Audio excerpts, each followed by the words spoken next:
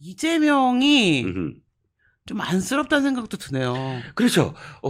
이재명이 진짜 하다 정말 많은 것들을 하고 있나 봐요.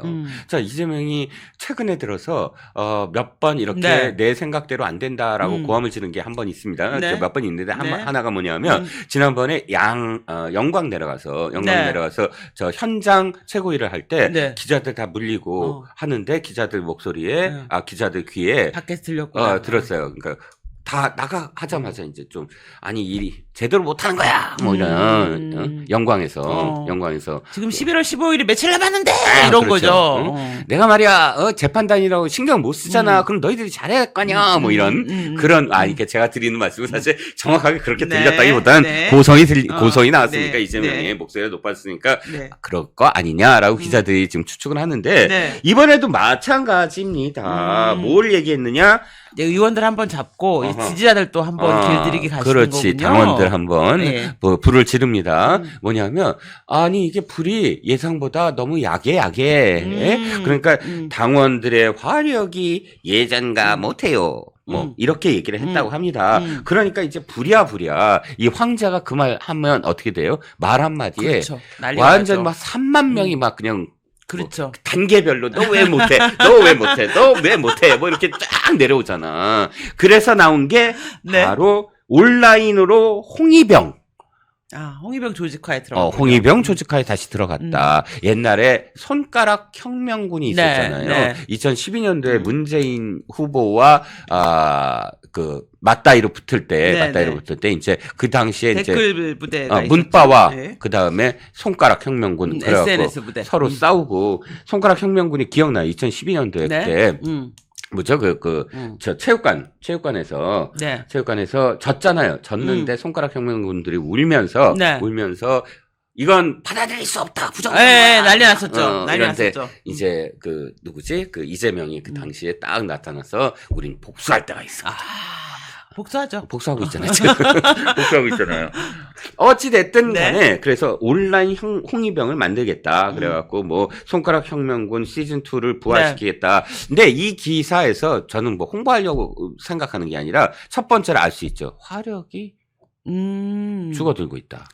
그러네요. 그러니까 화를 냈겠군요. 실제로 이건 지시를 했단 거예요. 그러네요. 잘하고 있으면 이렇게 할 리가 없죠. 개딸들이 이긴 있는데 지금은 굉장히 개딸들이 예전처럼 이렇게 결집을 안 하고 또 그러네요. 이 분산돼 있는 거야. 왜냐하면 이 손가락 혁명군은 왜 힘이 있었느냐? 마이너였거든. 그렇죠. 이재명이란 캐릭터가 마이너였거든. 원래 그런 것들은 혁명은 변방에서 일어나잖아요. 그렇지. 근데 지금 이 중앙분해로 와버렸네. 그렇지. 마이너를 어떻게 메이저로 만들겠다? 와, 나 한번 해볼게. 그러네요. 저 진짜 성남시장밖에 안 되는 사람이 말이야 못생겨갖고 몸은 5등신인데 하겠다 하잖아. 한번 해보자. 이렇게 뛰어드니까 독해지고 그러네요. 그리고 단합도 잘 되고 그리고 파워 있게 막 온라인에서 활동을 하고 특히나 이재명이 온라인에서 그때는 정말 뭐 시장인데도 불구하고 하루 종일 온라인만 했어요. 그렇죠. 집에서 마누라랑 옆에 앉아가지고 주거니 받거니 모르는 사람처럼 좋아요 누르고 내가 스캐너 눌러 막 이러고 얼마나 즐거웠을까. 어찌됐든 간에 그렇게 한 사람에게 손가락 혁명군이 있는데 지금은 메이저가 됐잖아. 그러네. 메이저가 됐잖아. 그리고 이게 마이너리티의 어떤 그런 특성을 버려야 되잖아. 그렇죠. 당대표로서도 그렇고. 그러니까 이게 그때처럼 안 되는 거야. 안 되는 거야. 그러네요. 그러면 이건 누구의 문제야? 이재명의 문제야. 마이너에서 메이저로 왔다면 메이저의 어떤 맞는 자기의 캐릭터를 가져가야 되고 거기에 신화를 만들어야 되고 서사를 만들어야 되고 거기에 따라서 또 온라인의 어떤 어떤 시스템을 같이 운영하는 방식도 좀 바꿔야 툴을 가야 되는데 자기는 메이저가 됐어. 그래갖고 막 천천히 얘기하고 막 22대 총선 끝나자마자 천천히 얘기하면서 부드러운 남자 이렇게 보이다가 그러면 사실 사이다가 없잖아. 그러네요. 이런 이중적인데 또 개딸들도 이제 너무 자기가 대통령이냐 하는 게 뭐가 나쁘냐면 이거야. 도전하고 막 뭐 하고 이게 아니야. 그냥 짜르야. 권력이 있어 이 사람은. 그러네. 그러네요. 지 그러니까 맘대로 다 하는 것 같아. 최민희, 정청래 이런 애들이 앞에서 다 알아서 칼춤을 그렇지. 쳐주니까 그렇지, 자기는 그렇지. 그냥 앉아서 어. 똑바로 해 이것만 하면 되는데 그렇지. 사람들이 사랑하는 이재명은 망나니 칼춤을 추는 그렇지. 사람인 거죠. 그렇지. 정청래처럼 망나니가 그렇죠. 되고 그래갖고 이재명. 신천지 잡으러 가자. 그렇지, 이런 그렇지, 걸 그렇지. 좋아하는데 그렇지. 앞에 이제 다 있어 친이 부다가 이재명 이렇게 해서 앉아가지고 잘하고 계십니까? 야야 저기 김민석 이리 와 나랑 밥이나 한번 먹자 막 이런 것만 하고 있으니까 그러니까 이 화력이라는 게 붙는 게 재미가 없잖아. 그러네. 재미가 없죠. 그런 게 노출이 됐다는 거예요. 이게. 그러니까 아무래도 이게 떨어지겠네요. 시스템의 어떤 지금 그 불균형성, 그러네. 대단히 지금 불안정성 그러네. 이게 이번에 노출이 됐다. 그런데 더 웃긴 건 뭐냐면 이게 지금 이재명이 만든 게 아니라 왜 똑바로 못해서 쭉쭉쭉쭉 해갖고 이재명을 만족시키기 위해서 만든 거잖아요. 이 그쵸, 손가락 혁명군 그쵸. 2가. 네. 아이고 우리 저 대표님 손가락 혁명군 2를 만듭시다 하고 그러면서 이재명의 마음에 쏙 드는 캐치프레이즈를 만든 거야. 그게 뭘까요? 내가 민주당이고 내가 이재명이다. 정말. 머리 막. 근데 우리는 그러네. 머리를 지어도 이재명은 얼마나 흐뭇했겠어. 잘했군. 이랬을 거 아니에요. 또 이제 이순신 장군 용비어청가 나와야 되겠네요. 나와야죠. 나와야 돼. 근데 이게 이런 행동들이 지금 얘가 굉장히 초조하구나. 네네. 이런 생각이 드는 게 네. 이렇게 말도 안 되는 손가락 혁명군도 있지만 또 보니까 민주당의 언중이 기소가 네. 최근에 이전에 거의 10배 정도 늘었더라고요. 네. 10배가 뭐야? 20배? 뭐 이렇게 늘었더라고요. 어마어마하죠. 예, 그게 보니까 언론을 계속 모니터링 하면서 그게 또 대부분이 또 이재명 대표 관련한 거예요. 네네, 그렇죠. 우리 이재명 대표한테 조금이라도 흠이 되면 그러니까 이재명 하나를 보호야 사실 북한 같아요. 북한 그렇죠. 같아요. 난 조금 있다가 민주당 의원들이 국민의힘 당사에 오물풍선 보낼 것 같아요. 지금 하는 짓이. 아니 그냥 이렇게 풍선 들고 이렇게 한 번씩 전직. 그러니까 그 짓 할 것 같아요. 네네. 이건 무슨 뜻이냐면 이겁니다. 실제로 그러니까 65%가 기각됐대요. 네. 기각 또는 취하됐대요. 언론에 그러니까 언론 문제가 중재위에서 있다고 보도를 고발한 거죠. 고발해서 예. 해당 기관과 그다음에 민주당 측이 가면 네. 거의 다 그러니까 말도 안 되는 얘기야. 다 취소가 되는 거나 마찬가지죠. 65%는 또 나머지는 네. 그렇다고 해서 나머지 35%가 이재명이 옳다가 아니라 네. 거기서 합의도 보고 뭐 너네도 아니 이거를 끌고 갈 이유가 없다. 뭐 다 잘못했다는 것도 아니고 이런 식의 어떤 합의 보는 게 많아요. 그쵸. 그러니까 65% 기각이 중요해. 네. 기각이 무조건 같다.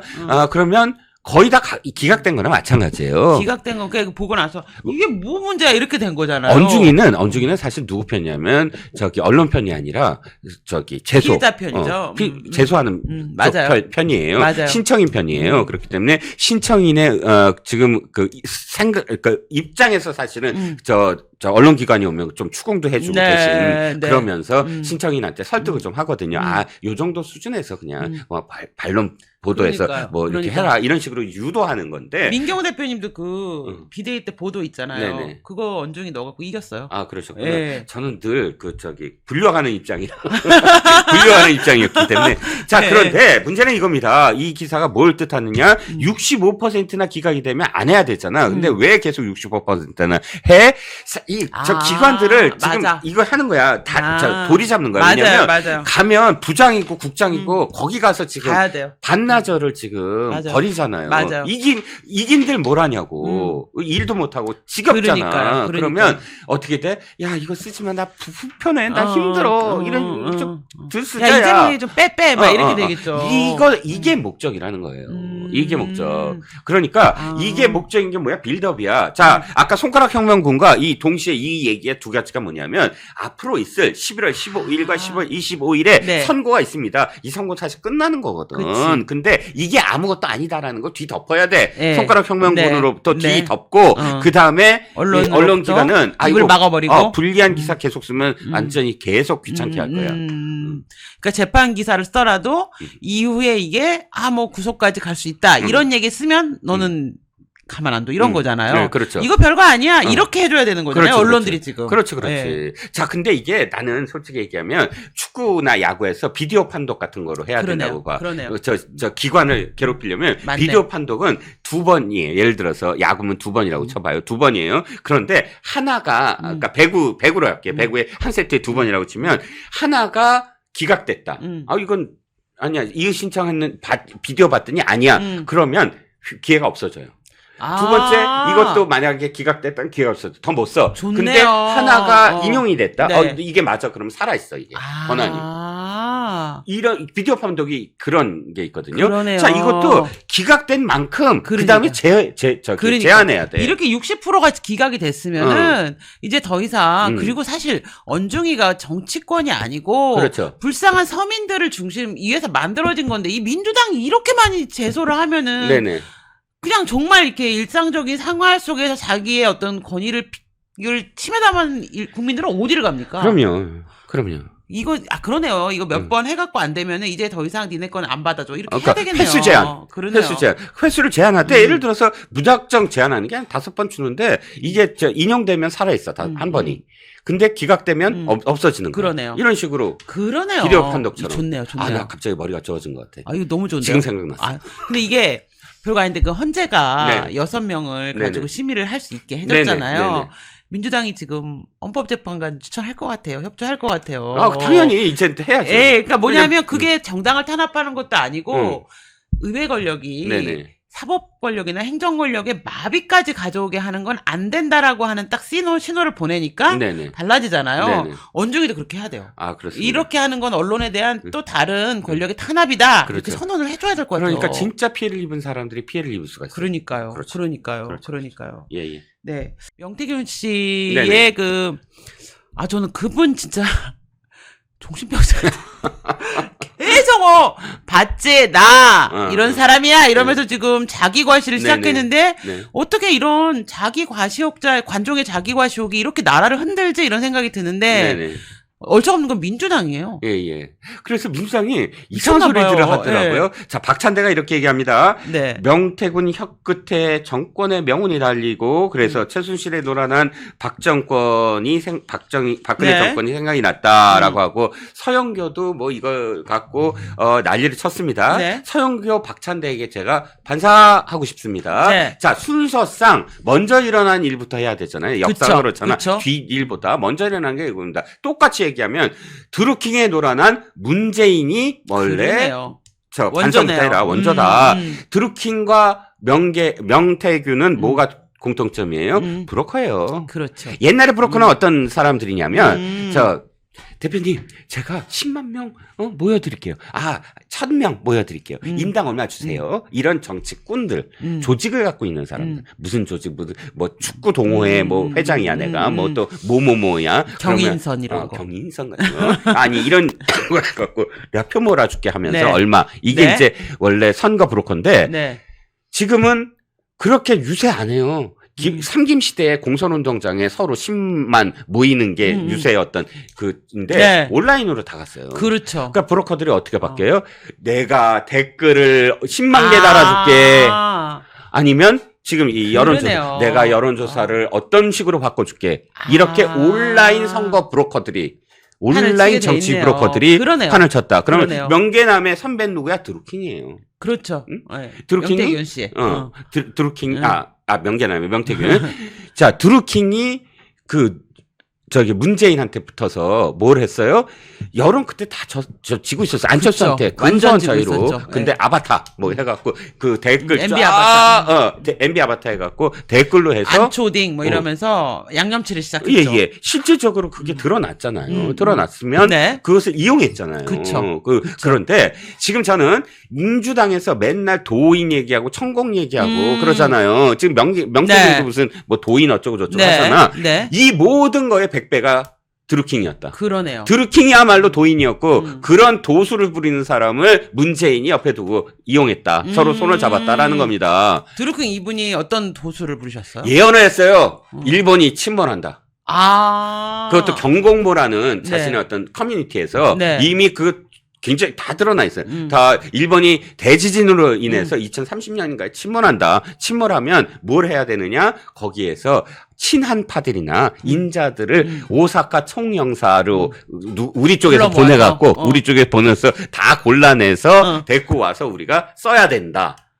그리고 또 한 가지는, 그리고 소액주주 운동으로 대기업을 다 해체시켜갖고, 대기업을 다 운영권을 우리가 가져서, 그 다음에 DMZ를, 완전히 데리고 온 일본 애들을 다 노동자로 쓰고, 그 다음에 북한 노동자와 함께, 어마어마한 경제 클러스를 만들겠다. 이쯤 되면 이분은 도인을 넘어서서. 네. 환자인데요? 아니, 근데 그 환자에 놀아나서 온갖 정말 그런 손을 잡고, 이거 해줄게, 저거 해줄게 하면서, 여론 조작에 함께 그러니까요. 해서 문재인이 대통령 된 거 아닙니까? 거기 또 같이 한 게 김경수잖아요. 그렇죠. 근데 그런데 지금 그러네요. 지금 명태균 씨가 뭐라고 할 문제가 아닌데요? 솔직히 명태균 이런 사람을 곁에 두고 얘기를 들었다 좀 쪽팔리긴 한데 그럼에도 불구하고 실질적으로 명태균 때문에 뭐가 바뀌었다? 없어요. 그리고 명태균 씨가 무슨 자리를 간 것도 아니죠. 그렇죠. 오사카 총영사를 가겠다고 한 것도 아니고. 그렇죠. 대가성으로서. 김경수처럼 도지사를 간 것도 없죠. 네네. 사실은 그냥 이거는 명태균 씨의 주장만 있을 뿐인 거죠. 그리고 실제로 이렇게 토막토막 나오는 문자들이 실제로 그게 무슨 우리가 전면적인 스토리를 모르기 때문에 그렇게 잘라서 내면 사실 되게 이게 과장될 확률도 높거든요. 네. 그러네요. 그래서 이게 지금 이 명태균 문제를 제가 보기엔 드루킹 사건하고 연결해서 좀 우리가 바라봐야 되지 않을까. 네. 이런 생각이 듭니다. 네. 그래서 사실 이러면서 무슨 박근혜 대통령 때 최순실 얘기를 하잖아요. 네.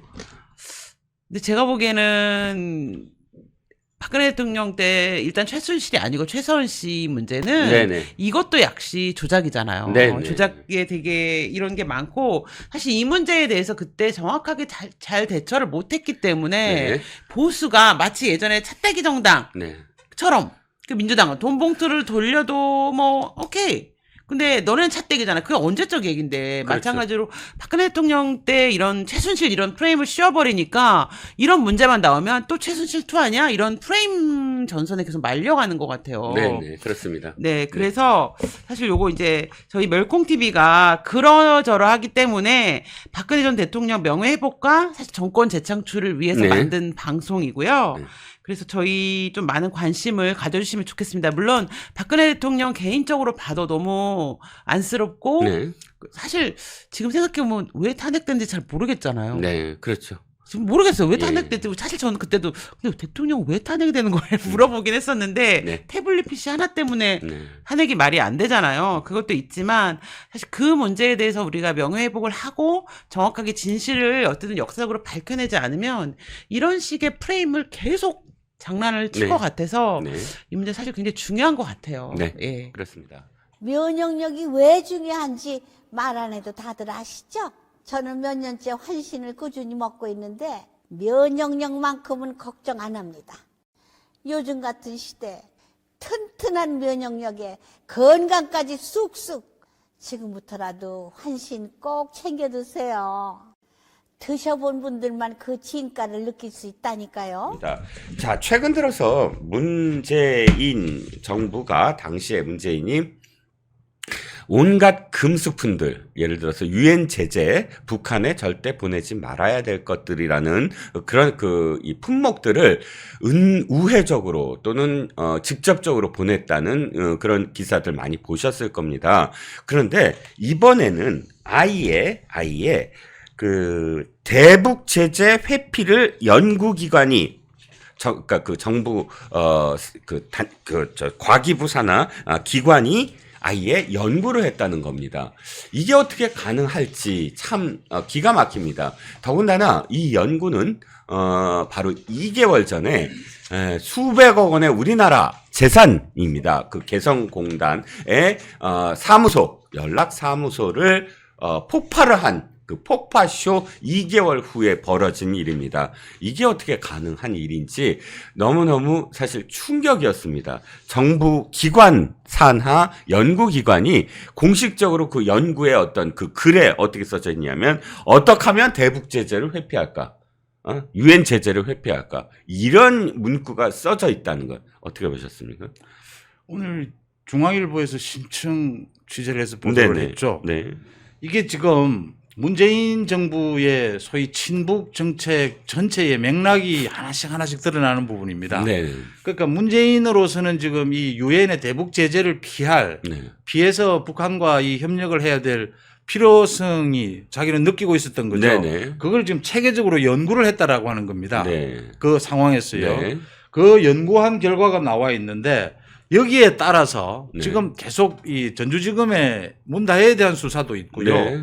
그 문재인의 USB 그 김정은과의 그 회담에서 준 USB 그 지금 재판도 진행이 되고 있지 않습니까? 네. 이 과정에서 모두 드러나고 있는 것들입니다. 네네. 이 소위 대북 제재를 피한 이 북한 지원이거든요. 네네. 최근에 북한이 이제 그 남북 이 도로도 폭파를 했지 네네. 않습니까? 북한이 이런 뭐 개성공단 폭파 또 말씀드렸다시피 그 협력 그 기구 시설 폭파 네. 이런 것이 있는 상황에서 네. 문재인이 이런 것을 연구했다. 이 결실이 뭐냐면요. 엊그제 나왔습니다. 전주지검에서. 네. 2018년에 문재인이 북한 평양에 가서 공연을 벌입니다. 네네. 문재인이 연설도 해요. 네네. 그때 전세기로 이스타 항공을 사용을 했다. 네. 자, 이스타 항공을 왜 사용했을까? 왜 사용했죠? 보험도 되지도 않고 뭐 굉장히 사실은 이 우리 국적기라고 하면 대한항공이지 않습니까? 네네. 대한항공이 이 대통령 1호기도 관리를 하거든요. 네. 근데 왜 이스타 항공을 썼을까? 네. 이 굉장히 중요하거든요. 네. 대한항공은 못 쓴다라고 하는 이야기죠. 네. 대북 제재 때문에요. 아, 그렇군요. 이스타 항공이 가능하다는 이야기죠. 네. 그러니까 미국에 취항을 하거나 다른 곳에 취항을 하고 있는 대한항공을 쓰게 되면 대한항공이 제재를 받게 되는 겁니다. 네. 그래서 이스타 항공을 쓴 겁니다. 네. 이 지금 이 연구에 따른 것들이죠. 네네. 어떻게 하면 이걸 피할 수 피할 있을까 수 하는 것이죠. 있을까? 전부 이런 그렇군요. 것들입니다. 네. 그다음 이 USB에도 뭐 상당히 경제 협력을 할 수 있는 방안들이 포함이 됐다. 이 재판 결과로 나오고 있지 않습니까? 네네. 이런 내용들이 이제 문재인이 네. 대북 제재를 피해서 할 수 있는 것들, 네. 그것들을 찾아낸 네. 이 연구가 연구로만 끝난 것이 아니었다라는 게 지금 조각조각 맞춰 보면요. 네네. 제가 뭐 어느 언론사 이야기를 좀 중앙일보나 시사저널이나 많이 추적 보도를 해요 지금. 예, 문다혜 관련해서든 뭐 예. 이런 거든. 예. 이게 조각조각 맞추면 전체의 털이 나오게 되는 겁니다. 예. 이 재판까지요. 그렇죠. 그 USB 전달하는 그 재판 부분입니다. 네. 그 중에 하나다 이렇게 보시면 되겠습니다. 그렇죠. 자, 대목을 한번 조금 소개를 시켜드리면 이거예요. 네. 이게 정확하게 말씀을 드리면 과학기술정보통신부가 발간한 정책연구보고서입니다. 예. 과기정보통신부 정부 산하의 부처입니다. 여기서 북한과의 기술 협력을 위한 핵심 고려 사항으로 대북 제재 우회와 회피를 얘기한 거, 그러니까 아예 적시한 겁니다. 그래서 유엔 안보리 결의 2321호를 어떻게 하면 회피할까를 정부 공식 기관이 지금 이야기하고 있는 것이고요. 이 안에는 뭐 그 통신망이라든지 이런 어떤 의미에서는 군사적인 그런 활용이 가능한 부분까지도 연구를 하는, 예를 들어 북전역의 LTE 인터넷을 어떻게 깔 건가 이런 내용까지도 포함이 됐다고 합니다. 그런데 송 대표님, 저는 이 대목에서 왜 정말 충격이었냐면 북한과의 관계, 뭐 다른 어떤 적국과의 관계도 마찬가지겠지만 틱톡이라고 그러죠. 그러니까 저쪽에서 평화를 위해서 어떠한 진전이 있을 때 거기에 똑같은 어떤 그런 그 당근을 주는 것이고, 근데 저쪽에서 폭력적인 어떤 그런 그 상태가 될 때는 우리가 벌을 주는 것이고, 이게 하나의 관계에 있어서 정립이 돼야 되잖아요. 이게 게임의 룰이 돼야 되잖아요. 안 그러면 어떻게 되죠? 저쪽이 뺨 때리는데 우리는 고맙습니다 하면 뺨만 한 대가 아니라 두 대 때리고 세 대 때리고 더 많은 걸 얻어낼 거 아니에요. 근데 저쪽이 아이고 우리 좀 우리 평화롭게 삽시다라고 실질적인 조치를 해서 우리가 거기에 당근을 주면 그것이 좀 더 좋은 어떤 결과를 나올 수 있다. 이런 건데, 아니 세상에 어떤 그런 그 아무 일도 없는 상황에서 우회 운운해도 문제는 있지만, 그런데 아예 폭발을 시켰잖아요. 수백억 원을. 그리고 사인문 소대가리가 이때 아마 나오는 걸로 소리였죠. 기억을 합니다. 네. 그럼 자기 자신을 국가 원수를 모욕을 하고 우리나라 재산에 수백억 원의 재산을 날려버린 상황에서 어떻게 하면 우회적으로 도와줄까를 연구한다는 게 말이 됩니까? 화를 내고 정말 거기에 대해서 조치를 취하고 해야 되는 거 아닙니까? 그러니까 주고받고가 무너진 것이 우리가 진보 좌파 정권이라고 해도 김대중 정권과 노무현 정권 때는 그 부분이 어느 정도 지켜졌어요. 네. 그게 인류 역사에서 증명하는 것이거든요. 네. 그게 무너져서는 네. 외교 관계가 성립되지 않는다라고 하는 것이거든요. 네. 그게 문재인 정권에 와서 무너집니다. 네. 그래서 지금 이 소위 좀 심하게 말씀드리면 간첩 이야기가 나오는 이야기가 그렇죠. 그래서 나오는 겁니다. 그렇죠. 이해가 안 된다는 것이거든요. 그렇죠. 국방 전문가들도 외교 전문가들도 문재인 정권이 저렇게 일방적으로 이거 우리 몰빵이라고 그러죠. 그렇죠. 아예 뭐 뺨을 때리든 뭘 하든 계속해서 지원이고 계속해서 그때 많이 드러납니다. 네. 소위 부산 남항에서 북한으로 가는 물자가 잡히기도 했어요. 네. 배가. 맞아요. 그래서 이게 지금 뭐 이 사람들 지원, 네. 북한들 그 굶고 있는 북한들에 대한 식량 지원이다. 네네. 이렇게 막 포장하기도 하는데 네. 그 유엔은 다 알고 있거든요. 그렇죠. 그 계속 들통이 나고 있는데 네. 그 트럼프가 김정은과 그 협상을 하면서 네. 문재인을 끼우지 말라라고 하는 이유가 왜 그랬겠습니까? 이 아무 도움이 안 된다는 거죠. 그렇죠. 이 뭐 지금 문재인이 어느 편인지 분간이 안 된다는 상황이거든요. 그렇습니다. 트럼프마저 지금 그렇게 이야기를 하는 상황이었습니다. 그렇죠. 이 문재인의 획일성을 제가 말씀드리고 있는 겁니다. 네. 그 정권 안에서도 그 이야기가 나왔어요. 그렇습니다. 제가 예를 하나 더 드리겠습니다. 네. 그 원전 폐쇄 있죠. 네네. 원전도 똑같은 겁니다. 네. 우리가 에너지 정책에 있어서 원전을 좀 강조할 것이냐 다른 부분에 친환경 에너지를 강조할 것이냐는 정권마다 조금씩 달라질 수 네네. 있어요. 네. 이 분포는 퍼센티지. 근데 네. 완전히 없애버리자라는 건 이 외교에서 완전히 그냥 뭐 몰빵하지 않고 똑같은 네. 겁니다. 그렇죠. 이것처럼 바보는 없는 겁니다. 그렇죠. 그 이제 문재인은 원전 완전히 다 없애자예요, 순서대로. 그렇죠. 짓고 있는 거 다 짓지 말아예요. 네네. 이러는 나라는 없어요. 그렇죠. 그 부분이 문재인에게서 소위 이해되지 않는 부분이다. 네. 맞습니다. 그러니까 지금 말씀하셨듯이 2018년 기사에서도 이런 게 있네요. 문재인 정부가 유엔 대북 제재 금수품 10억 원어치를 북한에 반출했다. 이게 당시 정양석 한국당 의원이 정부의 자료를 청구해서 받은 자료에 의하면 당시 2018년 6월에서 7월까지 철강, 구리, 보일러 등 115톤을 북에 밀반출한 셈이지요. 밀반출. 그러니까 미국이 제재 면제 동의를 하지 않자 정기 공급을 한다는 우회 수단을 선택해서 개성연락사무소에서 그렇게 보내는 거를 강행했다라는 기사도 있습니다. 이렇게 버젓이 이런 그런 그러니까 밀수품을 보내는 것만이 아니고 진짜 보낸 건 이거예요. USB에 뭐가 있냐는 거예요. 진짜 이해가 안 가는 거죠. 지난 5월 17일 날 USB를 공개해 달라라는 청구를 재판이 기각을 했어요. 그런데 기각에서 멈추지 않는 거죠. 기각을 했는데 기각한 이유를 봤더니 바로 국가 기밀이라는 겁니다. 그러니까 이 대목이 더 기가 막힙니다. 아니, 김정은에는 국가 기밀을 보내면서 국민들은 국가 기밀이라고 몰라야 되느냐? 어떻게 생각하십니까? 인정하는 것이죠. 네. 그 USB에 기밀이 담겨 있다라는 걸요. 그렇죠. 지금 뭐 재판 과정에서도 나오고 있는 이야기가 상급 기밀이다라는 건데요. 네. 이게 상급 기밀이었다면 바로 간첩죄거든요. 그렇죠. 이 우리 기밀을 넘겨주는 것이. 그렇죠. 또 그 다음에 이 외교 관계에 있어서 정상회담 남북 간의 특수 상황은 있지만 정상회담에서요. 네. 이런 자료들을 넘겨주고 하는 일은 없습니다. 아, 그럼요. 맞습니다. 이건 요청하지도 않고 주지도 않습니다. 네. 그러니까 실무자들끼리 필요한 걸 법적인 테두리 안에서의 교류는 있어도요. 네.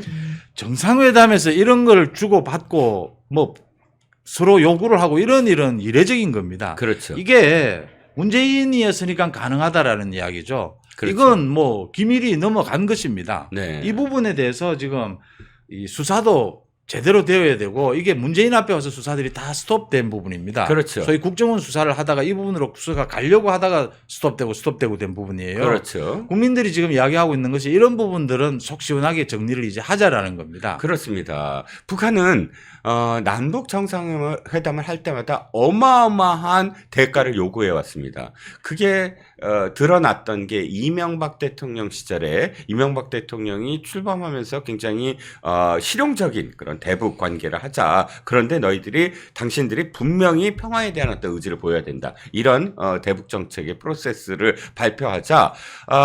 이번에 누구죠? 흑금성이 아니라 왜 이재명과 관련돼서 이화영의 대북 송금 문제와 관련된 북한 간첩 있잖아요. 그 북한 간첩이 또 활동에 나섭니다. 그러면서 임태희 당시에 이제 우리나라 이명박 정부의 임태희 등과 싱가포르에서 만납니다. 그때 북한의 간첩들과 북한의 그 접선 공작원들이 뭘 하냐면 이렇게 얘기합니다. 메뉴판 같은 거 딱 메뉴판 차림표 정상회담 한 번 하면 얼마 그다음에 어디로 우회해서 오면 얼마 하는 식으로 지금 다 그렇게 왔어. 뭐 김대중 대통령 얼마 주고 뭐 노무현 대통령 매뉴얼이 있어요. 메뉴판으로. 근데 지금은 시가야. 뭐 이런. 그러니까 얼마나 그 돈을 퍼줬으면 정상회담의 대가로 이 첫 번째 접촉을 하는데 그렇게 요구를 했을까라는 이야기가 나오지 않습니까? 그러니까 지금 USB가 얼마나 담겨 있느냐. 북한을 위한 그 대가가. 그러니까 뭐 별의별 얘기가 다 나오잖아요. 뭐 원전에 대한 어떤 정보라든지 뭐 이런 뭔가 것들이 다 나와서 아예 북한의 원자력 무기에 어떤 도움을 준 거 아니냐. 이런 얘기까지 나오죠. 원전을 지어주기로 했다라든지 대북 제재에서 좀 피할 수 있는 정보 관련 이런 이야기들입니다. 네. 이거 정말 정확한 거 지적해 주셨는데요. 김대중 정권 때부터 이제 북한의 퍼주기가 시작이 됩니다. 회담 뒤에 뒷거래가 있습니다. 박지원이 감옥에 갔다 왔죠. 스스로 목숨을 끊는 대기업 회장도 있었습니다. 이게 그때부터 정착이 돼요. 노무현 정권 때 저도 평양에 이 취재를 간 적이 있습니다. 그 지방자치단체장들이 가는 데는 얼마? 이 대통령급이 가면 이건 금액이 큽니다. 그다음 기자들이 그 당시에 돈을 지불하고 MBC를 비롯해서 돈을 자체적으로 지불하고 이 북한 측에 취재를 한 것도 많았어요. 이 박영선을 비롯해서 그 당시에요. 그게 이제 굉장히 상품처럼 나와 있었어요. 저도 농협 교류 차원에서 지방자치단체장과 이 전세기로 갔었는데요. 민화협에서 이걸 다 관장을 했습니다. 그렇군요. 북한에요. 우리 지금 국정원 형태이죠. 거기에서 저 자신에 대해서도 모두 다 파악하고 있어요.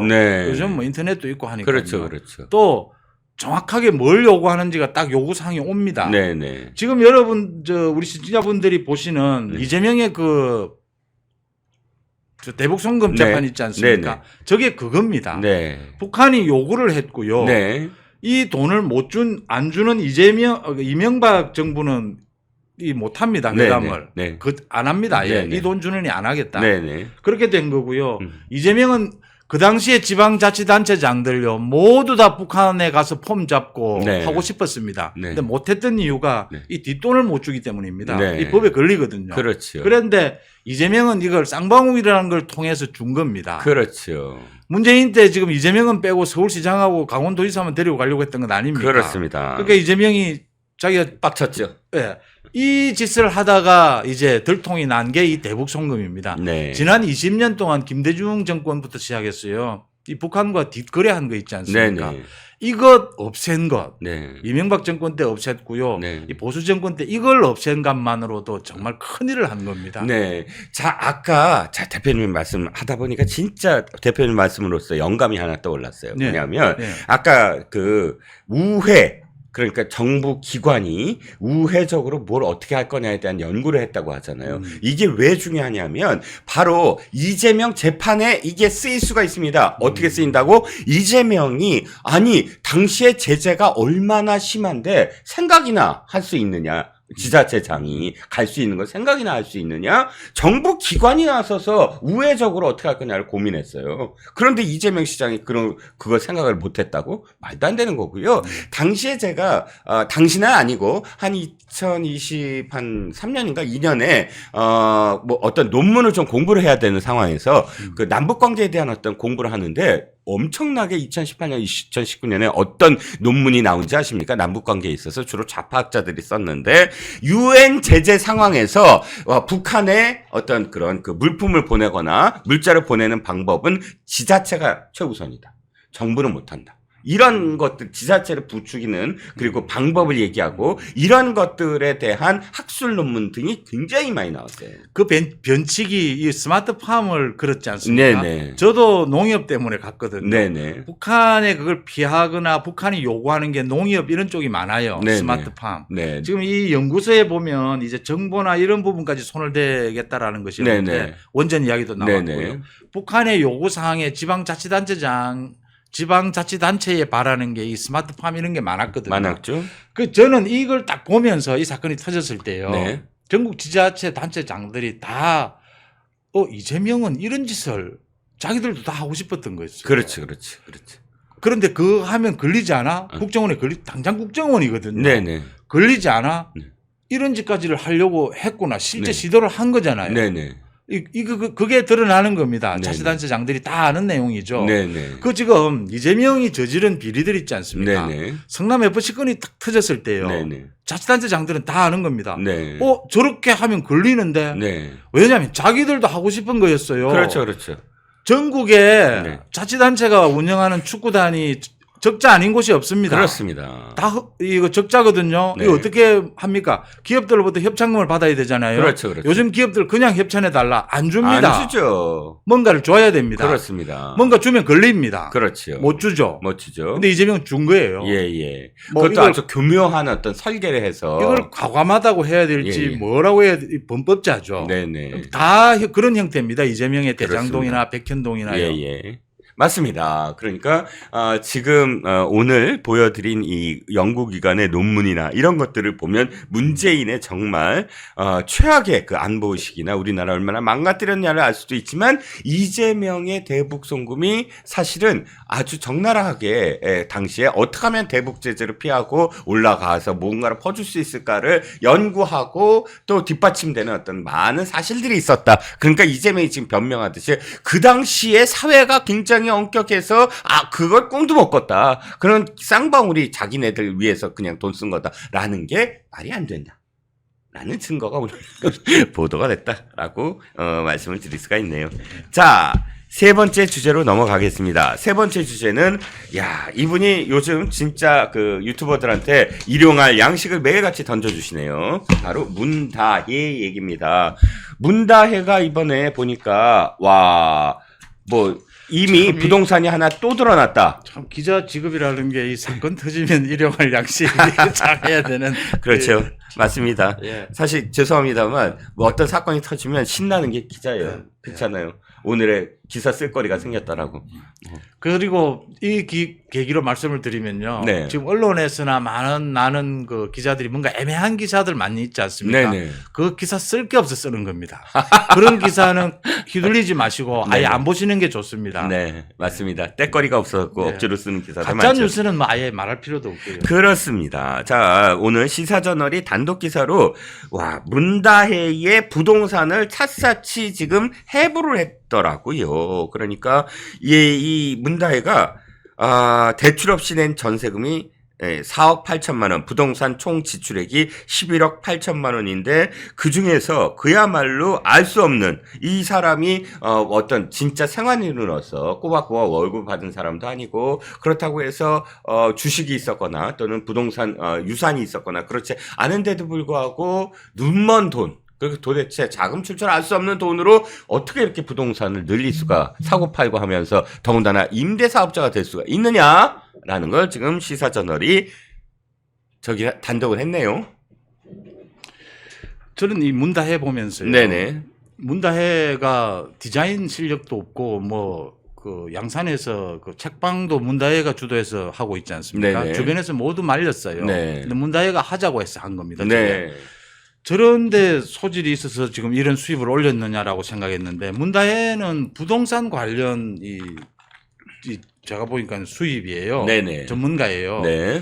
지금 오늘 그 잘 분석을 했던데요. 네. 문다혜가 지금까지 구입한 이 부동산이 새로운 것이 막 터져 나오고 있지 않습니까? 그렇죠. 저는 더 있을 거라고 보고요. 예. 지금으로 나온 것만으로도 이 얼추 11억인데 문다혜가 가지고 있는 돈은 8억 정도였다. 네네. 움직인 돈은요. 그렇죠. 물론 이 8억도 문다혜의 돈이 아닙니다. 그렇습니다. 여기에는 태국에 가서 네. 이 경호원을 통해서 철을 통해서 예. 경호원을 통해서 환치기를 하고 돈을 주고받고 김정숙과 현금 주고받고 이것들도 포함되어 있습니다. 그렇죠. 그 이외에 지금 3억 원이 더 빈다라고 하는 이야기거든요. 그렇죠. 지금 이 이야기를 지적을 해낸 걸 보면서 이 문다혜는 사실은 문재인이 게임 업체라든지 이상직과의 그 검은 커넥션을 통해서 생기는 이익을 네네. 문다혜에게 다 주어놓은 게 아니냐라는 네. 생각을 하게 됩니다. 그렇죠. 문재인이 또 돈을 모은 곳이 있습니다. 네. 그 양산 사저입니다. 네. 그게 20억 초반대의 가치가 있던 것을 지금 팔고 옮기면서 네. 이 30억대로 바뀌었거든요. 네. 그 돈이 어디서 났느냐라는 네. 거거든요. 네네. 그게 밝히지를 않아요. 네. 뭐 경호동이고 국가 지원이고 이게 막 섞여 있거든요. 그렇죠. 자, 1000평이 있으면 반이 거의 경호동이에요. 반 넘게. 그렇군요. 이건 국가가 지원하는 거거든요. 네네. 이걸 교묘하게 섞습니다. 네. 이 수법이 노무현 때부터 이 수법이 나온 거거든요. 그렇죠. 이 YS DJ는 이런 일을 하지 않았어요. 그렇죠. 이게 교묘한 방법인데요. 예. 자, 이게 나중에 경호동이 없어지고 나도 이건 남습니다. 그렇죠. 이 자녀들 보고 예, 하는 거거든요. 문다혜도 이 판이다라는 거고요. 네. 많은 언론에서 지금 이야기를 해서 유튜브에서도 이야기를 하셔서 제가 말하지 않겠지만요. 네. 이 태국에서 환치기 있지 않습니까? 네네. 환치기는요. 네. 조폭들이 하는 겁니다. 네. 이거는 전문 조직이 범죄 조직이 하는 겁니다. 그렇죠. 자, 태국에 돈 주고요. 네. 밭을 주고 네네. 이 서울에 와서 원으로 찾는 겁니다. 그렇습니다. 이 송금도 해서는 안 되는 돈이거든요. 그렇죠. 돈 세탁이거든요. 네네. 제가 이 금정구청장 또 선거 말씀드렸어요. 이제 13분 남았는데. 네네. 아직 시간 많습니다. 금정구청장 말씀드리면서 뭐라고 했냐면요. 네. 이재명 문재인 조국은 네. 조폭과 같다. 네네. 조폭이 지금 우리 동네에 와서 네. 동네를 협박을 하고 있다. 네. 저 조폭을 쫓아내는 것이 우선이지 않겠냐. 그렇죠. 그리고 동네 내에 뭐 개선해야 될 부분은 조폭은 쫓아내고 난 다음에 개선하자라고 하니까 그렇죠. 댓글에 많은 시청자분들이 야, 조폭은 좀 심하다. 근데 저는 왜 조폭이란 심하죠? 말이 심하지 않다고 생각합니다. 네. 환치기를 합니다. 환치기를. 네네. 이게 대통령 이 경호원 말이죠. 네. 이 경호원이 이 환치기 다 도와준 겁니다. 그렇습니다. 그다음 현금 들고 또 들어왔대요. 그렇죠. 직접 현금도요. 형구가 바트를 함께 뭐 들고 국내에 들어왔다고 하더라고요. 왜 그랬을까요? 왜 그랬을까요? 그 돈은 무슨 돈일까요? 경호원은 그 돈이 이동이 되면 아시듯이 1000불 이상이면 다 체크됩니다. 그렇죠. 경호원 체크 안 했을 거거든요. 그렇죠. 그래서 지금 이렇게 이 짓을 한 거면 이거 완전히 조폭 행태입니다. 그렇군요. 이것 이외에 저는요. 네. 지금 전주지검이 이 백운호도 압수수색했지 않습니까? 네네. 어제? 오늘 지금 통일부 압수수색을 하고 있어요. 네네. 그 전세기 때문에요. 네네.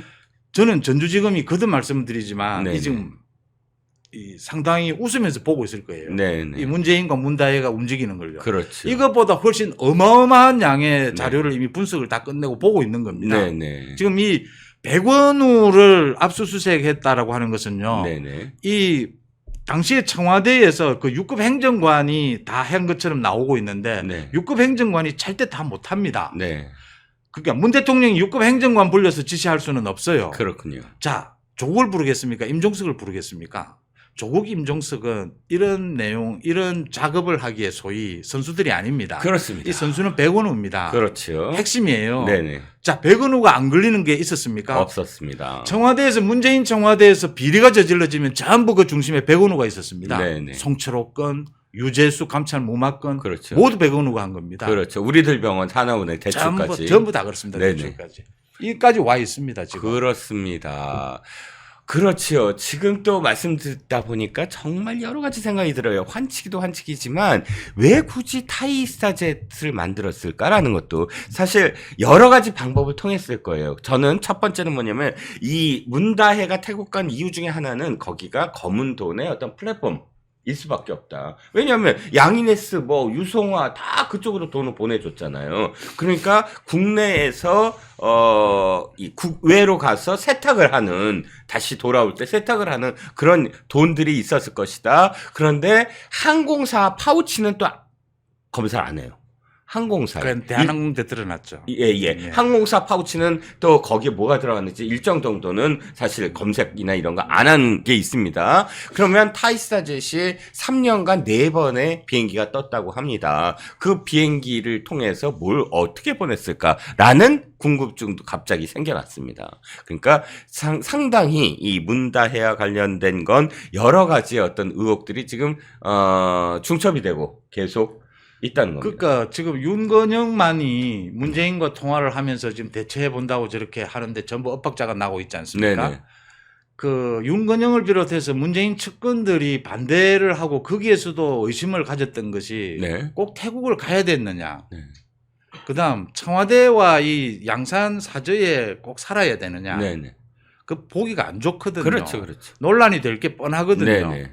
그다음 그 양산에 그 책방을 꼭 열어야 되느냐. 네. 이런 것들이었거든요. 네네. 이게 핵심입니다. 네. 그러니까 문재인 측근들도 이건 문제가 있다. 네. 이렇게 하면 안 된다라고 이야기했는데 고집을 하거든요. 네. 제가 어제도 이 자리에서 말씀을 드렸는데 네.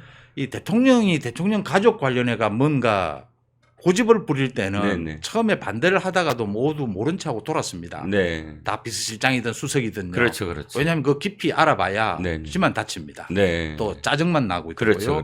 그런 걸 권력 관계에서는 흔히 보는 일입니다. 네. 다 돌아선 거죠. 네. 근데 그게 드러나는 겁니다. 저는요, 네. 태국을 간 거 이거 네.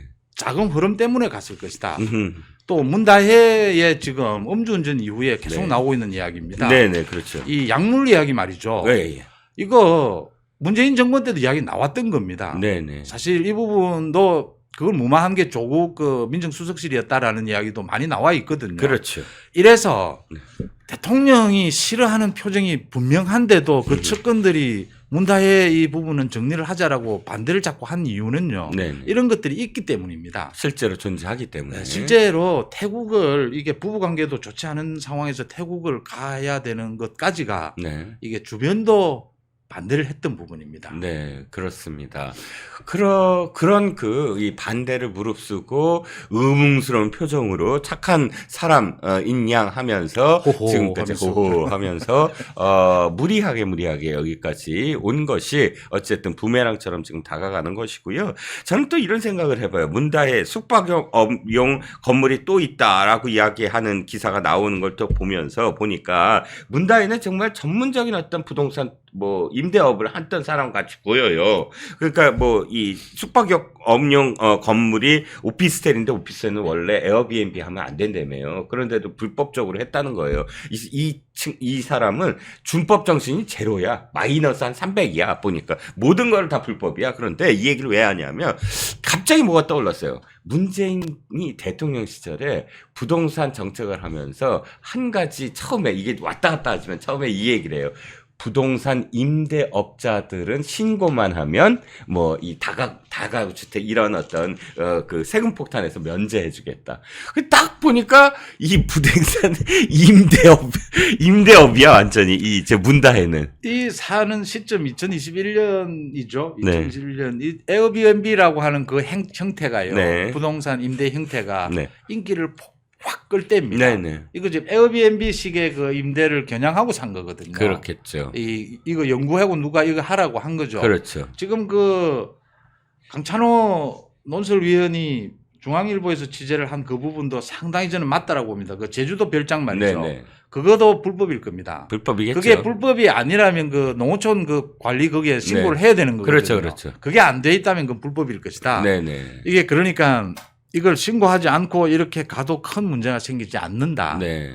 아마 이렇게 신고하지 않고 하는 게 들어 있을 겁니다. 네. 지금 이 부분을 파고든 거죠. 노렸던 거죠. 그렇죠. 지금 이런 이런 형태, 이 네. 재산 형태를 보이고 있습니다. 그렇습니다. 사실 돌아보면 아까 의문스러운 게 이거예요. 그 윤건영이가 제주도 그 별장을 세컨하우스도 아니고 그냥 임대업 때문에 한 거다라고 얘기했잖아요. 그런데 이태원에서 그렇게 그 주인의 그 이 술 먹고 돌아오는 걸 그렇게 애타게 기다렸던 캐스퍼는 어떻게 제주 경찰청에서 2번씩이나 과태료를 물었을까? 왜 이 캐스퍼가 서울에서 제주도에서 이렇게 왔다 갔다 할 수 있는 귀한 신분이었나 봅니다. 문제는 제가 문제 제기하는 건 이거죠. 아니 제주도에 캐스퍼가 있었고 그 다음에 캐스퍼가 거기서 2번이나 위반을 했으므로 지금 제주경찰청으로부터 받은 거 아니냐. 그러면 임대업을 하는 사람이 뭐 때문에 캐스퍼를 그렇게 왔다 갔다 했을까. 그러니까 용도가 궁금하다 이런 생각입니다. 자기 집이 아니고 사는 집이 아니고 제주도에 있으면 별장이라고 부를 수 있죠. 그렇죠. 그럼 윤건영이 노리는 건 이 사치 별장이 아니다. 사치라고 말한 사람 없습니다. 야, 그럼요. 그 10억짜리를 3억 8천에 왜 사게 됐느냐를 물었을 뿐이죠. 그렇죠. 그 10억짜리의 집이 하나 있으면 그 별장 맞잖아요. 맞습니다. 생활하는데 아니면요. 맞잖아요. 그냥 그렇게 부른 겁니다.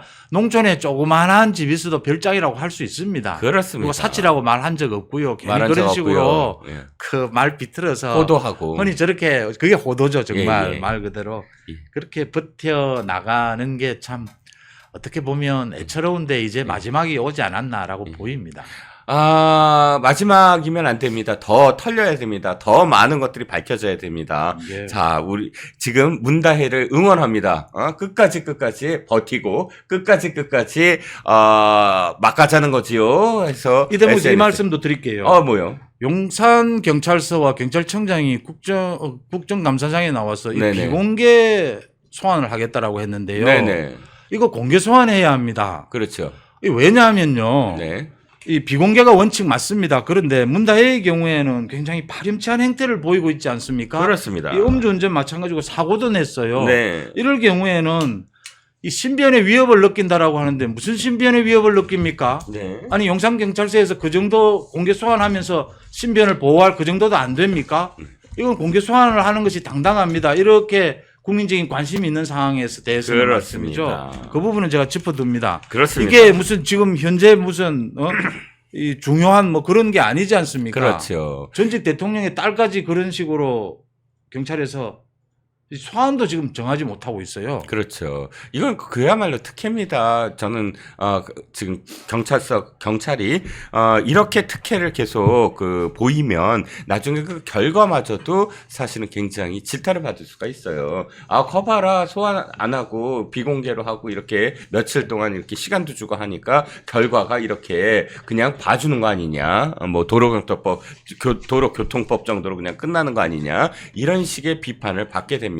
그래서 결과도 중요하지만 과정도 중요하다. 모든 사람이 법 앞에 평등하다는 걸 용산 경찰이 지금 보여줘야 된다라는 생각입니다. 자, 2분 남았습니다. 이제 뭐 달려가시면 8시까지만 들어가시면 투표할 수 있죠. 그럼요. 예. 그리고 또 8시까지 아니어도 그 전에 와서 줄을 서고 계시면 예. 충분히 들어갈 수 있습니다. 혹시 바로 집 앞에 투표소가 있다거나 혹은 지금 퇴근 중이신데 아차 내가 못했자고 생각하시는 분 주변의 투표소로 바로 들어가실 수가 있습니다. 그러면 세상이 정상화됩니다. 바로 잡힐 수가 있습니다.